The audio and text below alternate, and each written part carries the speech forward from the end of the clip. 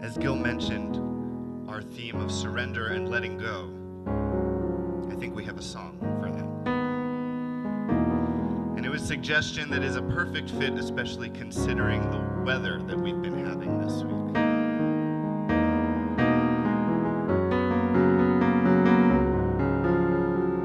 The snow glows white on the mountain tonight, not a footprint to be seen. A kingdom of isolation, and it looks like I'm the queen. The wind is howling like this swirling storm and sty. Couldn't keep it in, heaven knows I tried. Don't let them in, don't let them see. Be the good girl you always have to be. Conceal, don't feel, don't let them know. Well, now they know. Let it go, let it go. Can't hold it back anymore. Let it go, let it go. Turn away and slam the door. I don't care what they're going to say. Let it go, let it go. The cold never bothered me anyway.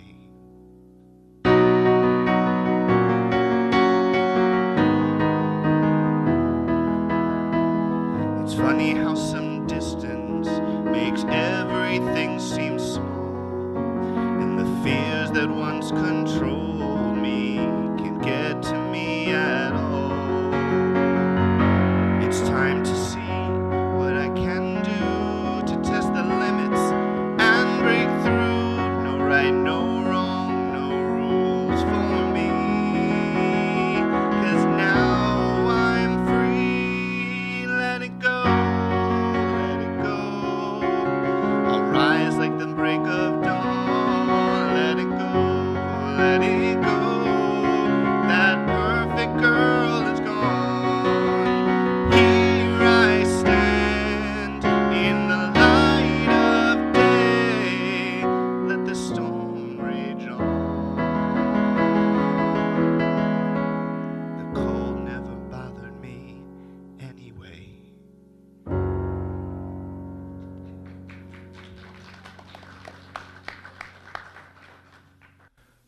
Our opening words this morning are from Unitarian Universalist minister Mark Bellatini. Surrendering to reality means that I have to admit the limits of my capacity to control the world around me. Admit even the illusions of my control. Surrender to reality means turning from the magical thinking that fools me into thinking life should be fair, or life should be just, or suffering should be passed out more fairly, or that death should only happen in one sleep at age 103, or that there are cosmic reasons behind every sadness.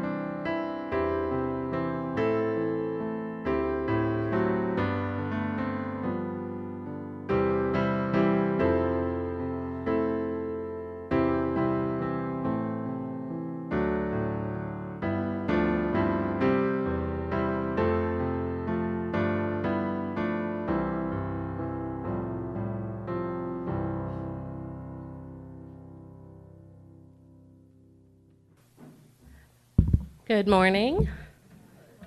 I would like to invite my young friends up for a story.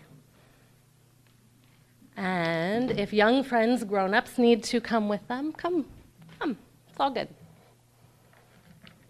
So today is all about letting go. And I have a story about letting go called The Little Yellow Leaf.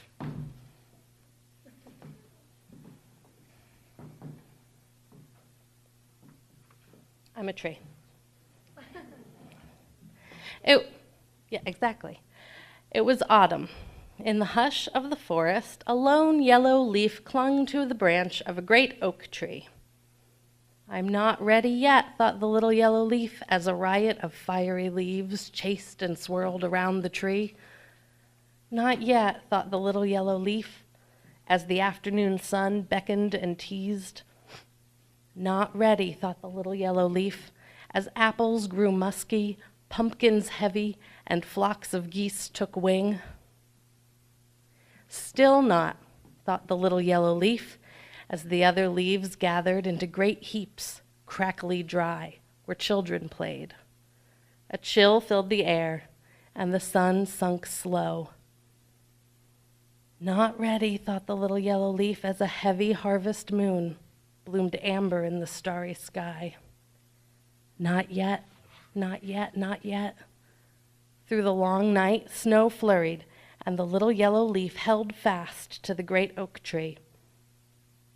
Days passed, and still the little yellow leaf held tight, alone, searching the bare, bare branches, covered only with a shimmer of snow. Alone. And then, high up on an icy branch, a scarlet flash. One more leaf holding tight. "You're here?" called the little yellow leaf.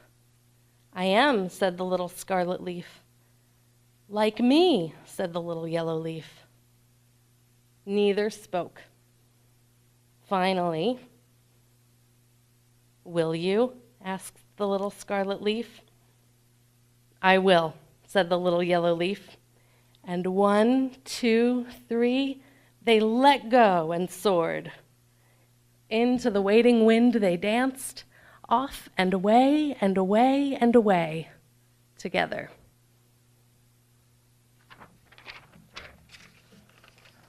What do you think that leaf was holding on for? What do you think, Sagan? A friend? Okay.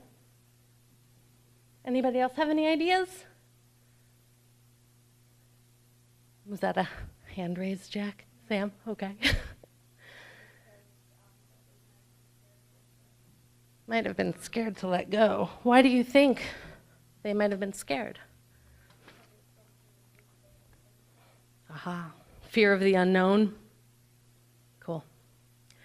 Yeah, I think so. And maybe the red leaf made it possible to not be so scared anymore. It's less scary to do things when we have a friend to do them with, right?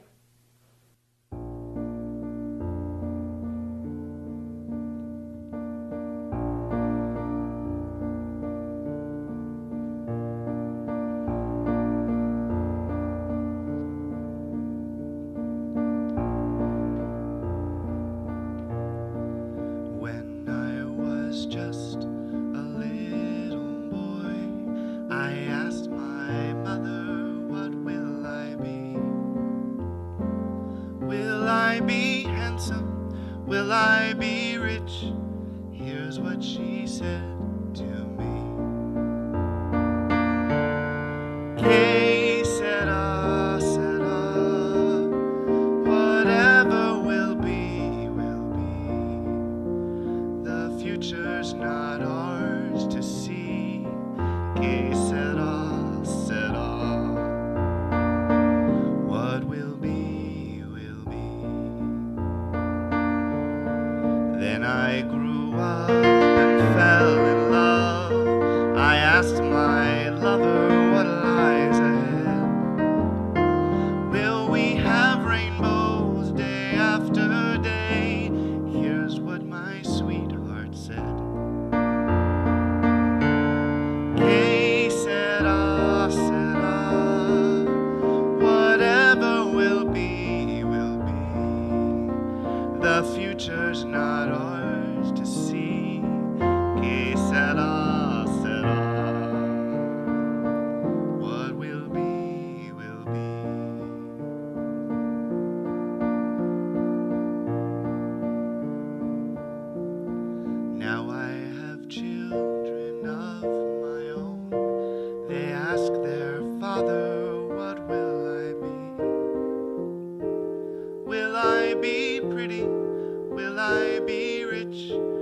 I tell them faithfully.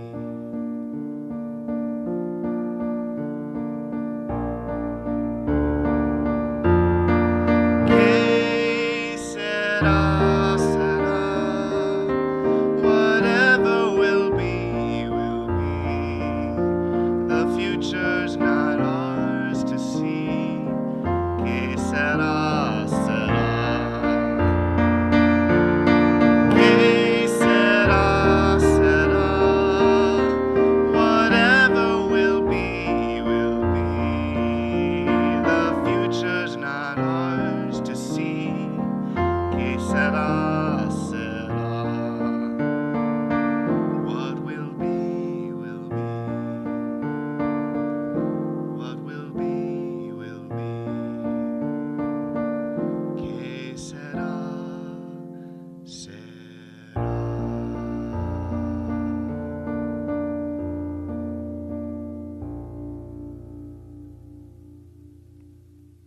So I'm going to do a reading from A Course in Miracles. Before I do that, I'm going to preface with some just some explanation of some of the words that the Course uses, because the Course uses terminology that some might consider fundamental Christian terminology, and it doesn't use it in a fundamental Christian way. So I just want to explain the words the Course is using so you understand what I'm reading, okay?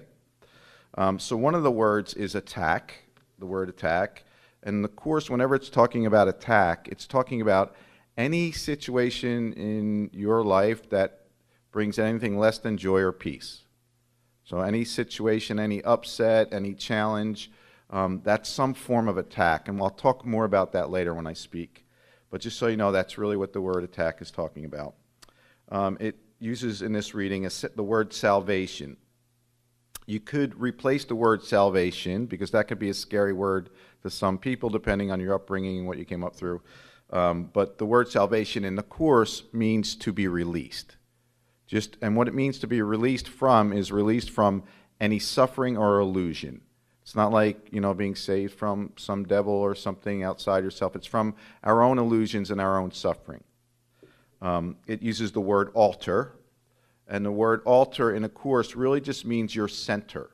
The center, the place within you where you center or go into your silent place. An altar is a place, according to the Course, where you focus your attention. So that's your altar. It uses the word Christ here. And when the Course speaks about Christ, it's not speaking about Jesus or some specific person. It's speaking about that part of all of us that is joined together. It's the awareness inside all of us as ourselves as one. That's Christ, according to the Course. Christ is the extension of God. That part of us, it's God's extension into God's child, which is what we all are together. It's the awareness of ourselves as not separate, as one. Okay? And then it uses the word atonement, and it often uses that word with a capital A. And what that is speaking to, you could replace that word atonement with, it's the moment of knowing that we are one. So atonement is your awareness of yourself as one with all the rest of God's creation. So it's not like atoning for a sin or having to, do anything like that. You could say the at-one-ment, right? Atonement. Does that make sense? Okay, good. All right, so I'm going to start. So this comes from the text in the Course. It's chapter 12, section 3. It's paragraphs 9 and 10. And for the first paragraph, paragraph 9, I'm just going to read the first sentence and the last sentence, just so you know there's a lot in between. But just for brevity, I'm going to read the first and last sentence. That pretty much tells you what the whole paragraph is about. So the world you see is a world of separation. Do not believe it is outside. Do not believe it is outside yourself, for only by recognizing where it is will you gain control over it. For you do have control over your mind, since the mind is the mechanism of decision. If you will recognize that all the attack you perceive is in your own mind and nowhere else, or all the upset, all the conflict, you will at last have placed its source and where it begins, it must end. For in this same place in your mind also lies salvation or release. The altar of God, your center, where Christ abideth, your truth, is there. You have defiled the altar. And the word defiled means basically, you haven't destroyed it or harmed it. You've dirtied it or covered it over in some way. You've defiled the altar, you've hidden it, basically, but not the world. Yet Christ has placed the atonement on the altar for you. So on the altar that we have covered with our illusions, our upsets, our suffering, our judgments, our misinterpretations, on that altar, if we focus our attention there enough, is the truth. And the truth is laid there for us. It is our gift. Bring your perceptions of the world to this altar. So bring your upsets, your confusion, your conflicts, your challenges, your problems to this center and lay them there. Bring your perceptions of the world to this altar, for it's the altar of truth. There you will see your vision changed, and there you will learn to see truly. From this place where God and his Son dwell, and when the Course uses the word Son, it's using a capital S. It's speaking about all of us, all of God's creation together. You could say God's daughter or God's child. It all works. From this place where God and his child dwell in peace and where you are welcome, you will look out in peace and behold the world truly. Yet to find the place, you must relinquish your investment in the world as you project it, allowing the Holy Spirit to extend the real world to you from the altar of God. And the altar of God is at our core and at our center. Thank you.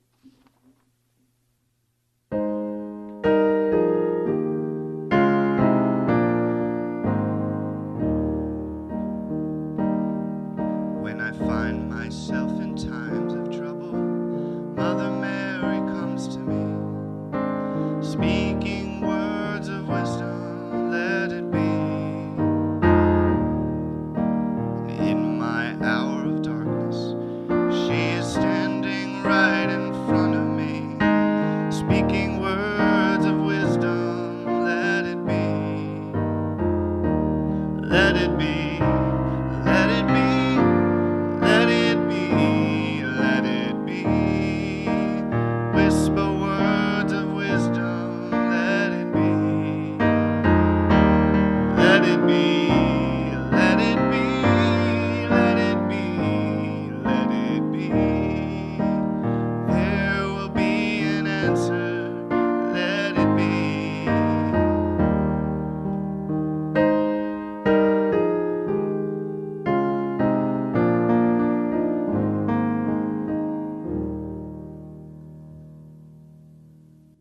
So today, I'm really happy to be here. Is that too loud? Thank you.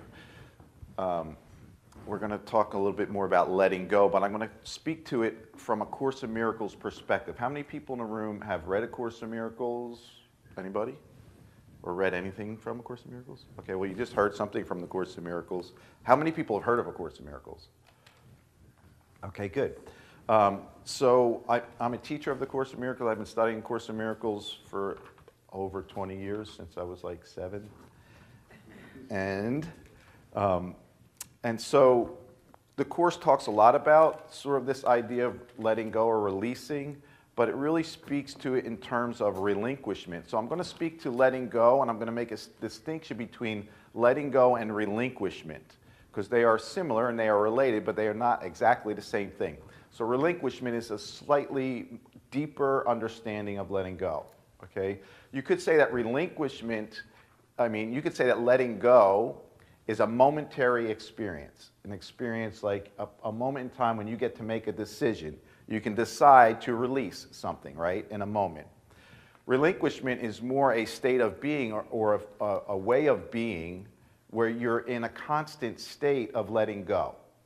That's relinquishment. And it's a little bit more than that. So I have a prop here. Sherry, you can do this. So you're holding on to that, right? Yeah. She's holding on to that, right? Can you let go of that and let it drop to the floor? Go ahead, let go. Okay, good. Can you pick it up? Okay, can you pick it up? Thanks. So letting go is an act of releasing, right? But at any moment, you can pick it back up. Relinquishment is letting go and offering it up. So you're releasing, but you're also giving it away. So you're offering it up to your higher source, God, Holy Spirit, universe, whatever you like to call it. Relinquishment is the steady act of letting go and offering up whatever is showing up around you. That's relinquishment. So we get to, through the act of relinquishment, we get to clear space, right? And through the act of clearing space, you might be able to receive something new. So that's the idea behind relinquishment. So it's a letting go and an offering up. I want to talk about the word surrender, which I think you mentioned in one of your readings. So a lot of people use the word surrender, at least a lot of people of our ilk or in our sort of circles use the word surrender the same way that the Course uses relinquish. However, there's no place in the Course where it uses the word surrender. Not in the whole book, and it's a very thick book, but it doesn't use the word surrender. And there's a reason for that. And I'm not saying you shouldn't use the word surrender. I'm probably going to use it today since I've been saying it like 5 times already. I'm probably going to use it. I try not to use it as much because the Course tries not to use any terminology, any words or verbiage that might induce fear in any way. The whole thing about the Course in Miracles is that there's basically 2 opposing thought systems. There's the thought system of fear and there's the thought system of love. So the Course's whole intention is to generate love. And so it tries to avoid any words that can generate fear. That doesn't mean people don't feel fear when they read the Course because, the ego in us will take anything and make it scary. So whatever we resist, we will fear, right? However, it does attempt to not generate fear. And that's my reason, my belief for why it's not using the word surrender. Because for some people, as you spoke about, the word surrender sort of connotates like turning yourself over to the enemy, right? Especially if you've been in any sort of war or any sort of battle, that word can be scary. So if I use the word surrender as I speak further, I'm meaning it like relinquish, okay? Like letting go and offering up, okay? And releasing it, but giving it away, like there's no access to taking it back. Everybody got that? Yes. Okay. So let me ask this. How many people in the room have any sort of challenge in your life or any sort of upset, any sort of challenge, upset, or any place in your life where things are less than joyful or peaceful? Basically, right. Another way to say it, how many people in the room have problems? Okay. I won't ask how many people in the room don't have problems, so if you didn't raise your hand, I will not out you, okay? But, if you think you don't have any problems, that could be a problem, right? Because the first step is to own that there's a problem, right? Before you can actually relinquish, you have to know what you're relinquishing, right? So most of us would say we have problems, right? And the Course is saying, when it's saying relinquish, it's saying relinquish your problems to me, not to me, but to God or to Source, to Holy Spirit. Come to the altar, come to your center, and relinquish the problems. So it's asking you to relinquish problems. How many people in the room would be happy to release all your problems and let them go away? Yes? Okay, good. But it's also asking you to relinquish something else. Anybody want to take a guess at what else it's asking you to relinquish? Just go ahead. Worry. That would be on the side of the problem.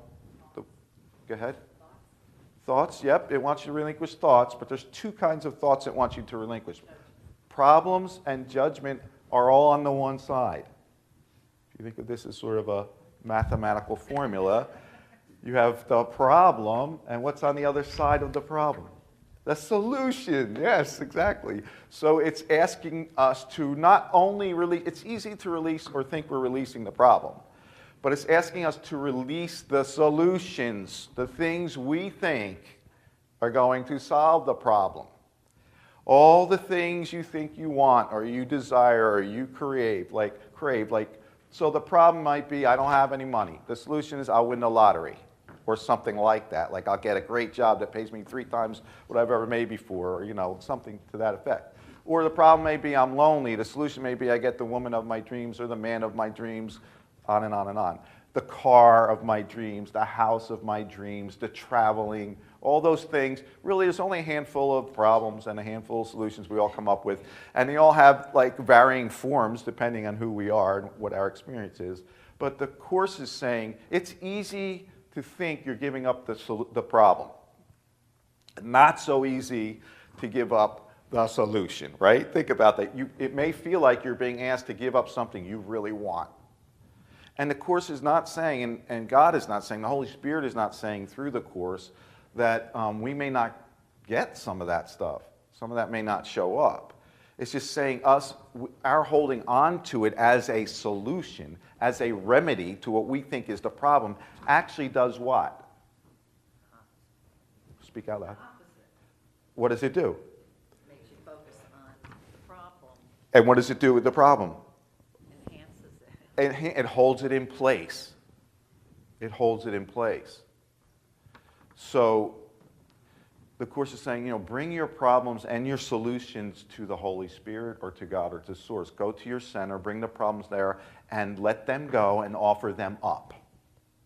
Right? So I said earlier in the reading that attack, right, according to the Course, is just any problem. All problems, the Course says, are some form of attack. They appear to be attacks that are occurring from the outside in. Like, nobody likes me, so I'm lonely. I'm being attacked. That's an attack, right? You believe that people are rejecting you or whatever. There's not enough money. The bank isn't coughing it up, whatever. I'm being attacked. Or my business, my job doesn't pay me enough money. That's an attack. So we're perceiving ourselves as being attacked. All problems are some form of attack. However, it says all attack is self-attack, projected out there. So all attack is us attacking the world. Even if at the least it's through our judgment of what's occurring. If we're judging it in a way that's generating any suffering or pain or harm within us, that's an attack, the Course says. We're actually attacking that person, that place, that thing, that situation, or that circumstance. We are cause. We're not effect. We like to experience the world as if we are at the effect or as if we are effect. But cause caused us out of the only thing it had to cause us with, which was its causeness. Right? The Course says God extended God's self to be you and loved what he extended. So if God is cause and ever extending causal love, then that's what we are.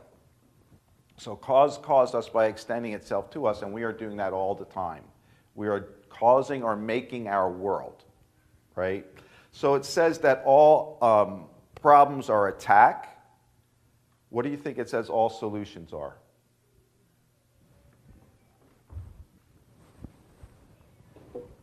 Anybody?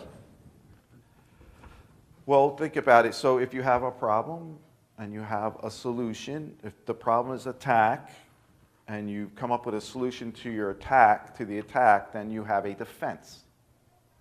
So all solutions are defenses.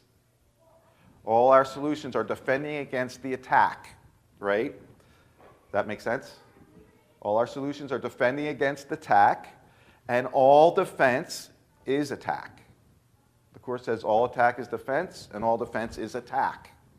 And it says what you defend against, you will generate. Think about it. If I walk up to you and I put on my armor, and I put my hand on my gun, and I walk up to you. I'm in defense mode. I'm not attacking you, but I'm all defended. What are you going to do? Odds are you're going to put on your armor, and you're going to grab your gun, right? Because all defense shows up as attack and is, in truth, attack. So if all defense is attack and all attack is attack, if you defend against attack, all you have is more attack or more of the problem. So if you have a problem and you come up with a solution to defend against it, that solution that defends against that problem is going to generate more of the problem. Temporarily, however, it may generate some sort of pleasure, right, or some sort of relief temporarily, but it will not bring you eternal, what the Course calls eternal, everlasting joy and peace. It will eventually become the thing you defended against. And think about your life and how it works, and how it's worked so far, right? What's shown up and how it eventually turns out, if it is indeed, a defense. It doesn't usually last, and it ultimately doesn't provide the escape from the pain and suffering that we expect it to. Temporarily, but over time, it'll generate more of it. That makes sense? I know some of this is hard to swallow because you may have something going on right now that you created that you think is so wonderful, but just watch over time what shows up and what happens. The ego has a lot of defenses towards this information. Like that part of us that does this doesn't really want to know this. But most people are chasing pleasure most of the time. And pleasures don't last, right? Pleasure, the Course says pleasure and joy are not the same thing. True joy is eternal. Pleasures are fleeting. And all pleasure becomes the pain it was designed to medicate. Think about like addictions, right? And there are many, many forms of addictions, and all people have addictions. Some seem more severe than others, right? It could be like that nightly donut you eat or whatever, Those things we have to generate pleasure to cover over pain is a defense, right? So anything you defend against, you're going to create more of. And look at what happens with addictions. They eventually cause a lot of pain, right? At first it seemed pretty good, but not so much after a while. And that's sort of how all of this is, according to the Course. Okay, so when you release attack, or when you relinquish attack, or you relinquish the problem, and you relinquish the solution, you generate a clearing, right? A vacuum. So even though it may seem like we're giving up something we want when we give up the solution, what we're actually generating is a vacuum. And that vacuum allows and actually attracts the other. So if you've given up problems and solutions, all there is, the other side, is the truth. Because all problems and solutions are anchored in the illusion, in Maya, the illusion of the world. Or you could say in the lie. All problems and solutions come out of the lie or the illusion of the world. And so if you surrender that, the only thing available, and the universe abhors a vacuum, you've heard that, right? Like wherever there's a vacuum, it's going to get filled. And what it will get filled with is the truth. So the act of relinquishing and then inviting in the truth is what the Course calls forgiveness. So the world calls forgiveness like a pardon. Like, yep, you did something wrong to me, and in all my grandiosity, my greatness, I'm going to pardon you, which forever holds you being the one who did something wrong and me being the good one who did something right by pardoning you, and also keeps you at my mercy. It keeps you lesser and me greater, because at any moment I can decide not to be forgiving you anymore, right? That's not what the Course is talking about when it talks about forgiveness. The Course is talking about relinquishment. It's talking about releasing what you think is true about that person, that place, or that situation, and also relinquishing whatever you think will fix it, and then inviting the truth in instead. Forgiveness is the willingness to see or invite in the truth, according to the Course. And it requires relinquishment. So that act of relinquishing and inviting in is what the Course calls forgiveness. And it says only through that act, if you had to boil the whole Course in Miracles, which is a pretty thick book, down to one word, the one word would be forgiveness. Because it's a course in miracles. And forgiveness is the conduit to miracles. Or in other words, relinquishing the illusion and all what you think will fix the illusion is the conduit to the truth. What we consider miracles, like a miraculous healing of cancer or whatever it is just the truth entering the world of illusion. It's a reflection of the truth here at this place, at this space and time. It's a reflection of the truth. So it's that combination of allowing true joy in your heart.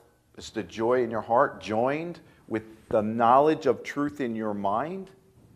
Joy in your heart joined with the knowledge of truth in your mind that creates miracles or generates a world that seems to be outside of yourself that reflects what's happening in here. All my world is, according to the Course in Miracles, is a reflection of what's happening inside of me. It's actually a projection. It's a projection from in here out there. And so the only place you can make a change or gain any control at all, and you do have control because you are cause. We don't have control for as long as we think it's out there and separate of us. We have no control. It will all seem like it's happening to us because that is the perspective of victimhood. Like, oh, it's all happening to me, right? I am at the effect. I am effect, not cause. But God said, no, you're cause. God says, I'm extending myself to become you, so therefore you're an extension of what I am, and I am cause, and you are designed to cause. You can cause consciously, or you can create, or you can make things happen unconsciously. And most of the world around you is an unconscious making. And that's why it generates pain and suffering. And so, practicing relinquishment, letting go, right, offering up, and inviting in, which is forgiveness, is the way to peace in your world, joy and peace. And it will reflect in your external world. It is the mechanism for transforming your world. It will transform your relationships. It'll transform your children. It'll transform, because it's being changed in here. We're upside down and backwards, the Course says. We think something is happening out there, and then we think we're witnessing it, and then we judge it, and then out of that judgment comes our feeling, right? Or our emotional state.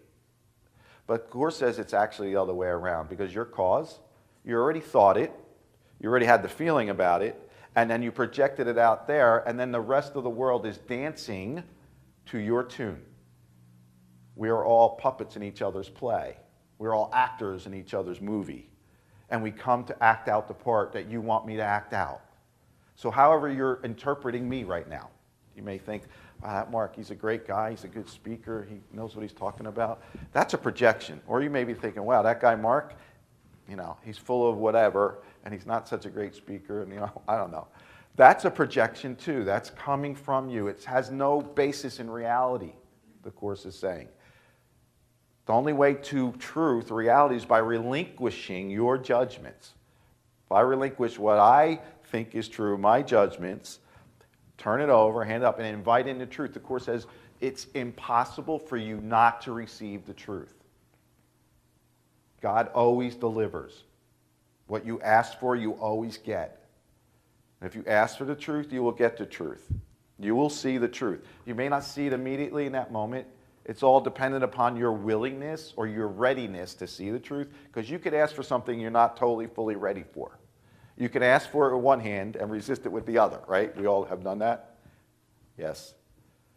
So this form of relinquishment is a much deeper form of letting go. It's a lifestyle. It's a way of being. So I only have a couple more minutes. Do I have a couple more minutes? Okay. I want to do this one thing really quickly. Does anybody have any questions around that? Yes. Question. So I'm looking at any of my problems or concerns are not true. So I can let them go. Yes. And actually feel Yes. negatively. And I'm just appreciating that thought process. Yeah. But only because I'm not used to that. Right. That's concern thing. So I know, it's a I have a lot of conflict and concern, but if I let them go and even let go of the solution, yes, not just let them go, but offer them up. So the way I do it, I'm going to give you a prayer you can say to do it, but the way I do it every morning, and this is a thing you'll do regularly, because things will show up and you'll want to jump back into the illusion, right? Is so you offer it up. You say, I'm letting this go and I'm offering to you, God, and you put it in your hands and offer it up and say, please show me the truth in this situation. That's the practice on a regular basis. And the Course is saying, absolutely, if it's generating anything in you less than joy or peace, it's a guaranteed misinterpretation. You are misinterpreting your world. And the world is showing up around you as a result of your interpretation. It's not the other way around. Okay, yes, perfect. So my invitation is that you take a moment and stand up. Can you guys just stand up for a second? And if you're already near like a person or a partner or whatever, you can partner. You guys can partner. Hopefully if there's an odd number of people, you two can partner.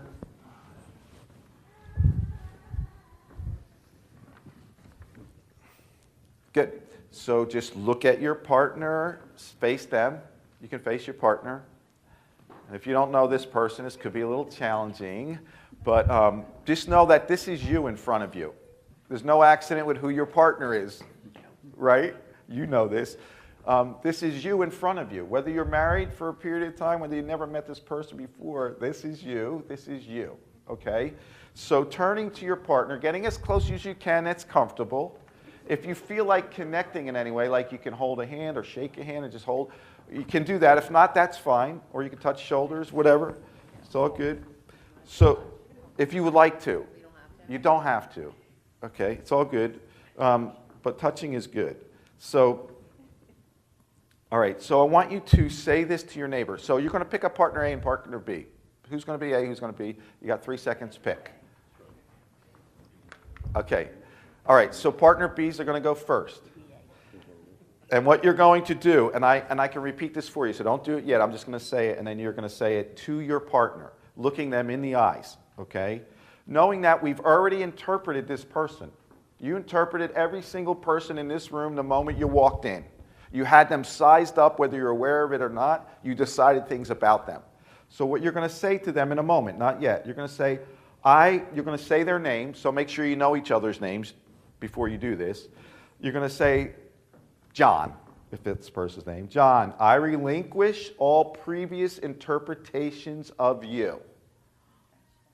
That means everything prior to this moment, you're going to release all previous interpretations of you, and I am willing to see the truth in you now. And then after you say that, you're just going to wait a few seconds and continue looking in that person's eyes. I know this is hard to look in each other's eyes, especially if you don't know the person. But just keep looking in the person's eyes until I say stop. And I won't let you stay there too long. Just a few seconds, okay? So don't fear. Everybody got it? Okay, so partner B's, you're now going to say to your partner, so take a moment, get quiet, look at your partner. You're going to say, I relinquish all previous interpretations of you. Say that. Say their name. Go ahead, you can do it. You can do it. Perfect. And then you're going to say, and I am willing to see the truth in you now. I am willing to see the truth in you now. Willing to see the truth in you now. No? Okay, so just stay there and look for the truth for a moment. Just for a moment, look for the truth. Yes, like that. Look for the truth. Okay, because this is good. Hugging is good. That breaks the tension. Okay, good. So stop. So now we're going to do the other way around. So partner A. So remember partner A, what it was like to hear that being said to you. And remember maybe the person said it in a certain way or did a certain thing.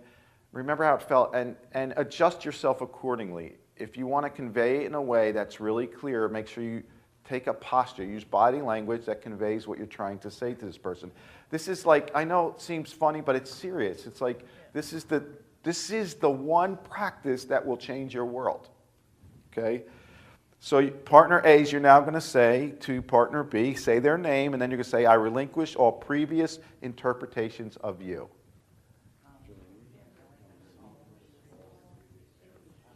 Previous interpretations of you. Yes.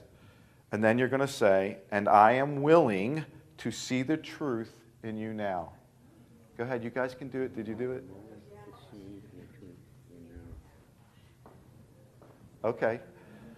The idea is to stay with the person. I know it's hard, but if you're having a hard time staying with your person, that's a self-love issue. So just stay with your person, right? Stay with your person. And look into them. Like, just try to see something maybe you didn't see before. Because what you will see when you wake up to this is yourself. Okay. All right, stop. You can have a seat. Time. Okay. You can have a seat.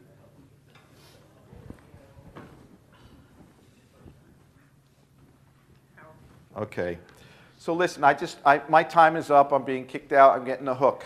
So I just want to say real quickly, relinquishment is a daily practice, and it's a moment-by-moment practice. Relinquishment is a moment. Anytime you are suddenly in an upset, try to remember this moment. You can relinquish, and you can forgive. And all that means is, I'm going to turn this up to you, God. I'm going to let go of it, give it to you, and I'm inviting you to show me the truth. Because in that truth, some form of transformation will happen here. A healing will occur. Okay? And this is a prayer you can say. It's in the Course in Miracles. You can get it from Gil or Sherry. They come to my course. This is a prayer in the Course. It's my favorite prayer. Basically, when you're praying to God, you say, where would you have me go? What would you have me do? What would you have me say? And to whom? That's the posture you walk through the world with. You become a channel for spirit, and your world will transform when that's happening. So whatever you seem to be lacking, whatever it is you want, whatever, there seems to not be enough of, the only way to have that is to relinquish it. To let it go, hand it over to God, and trust what comes back to you. That's the way you get to have it. Thank you for having me. Thank you.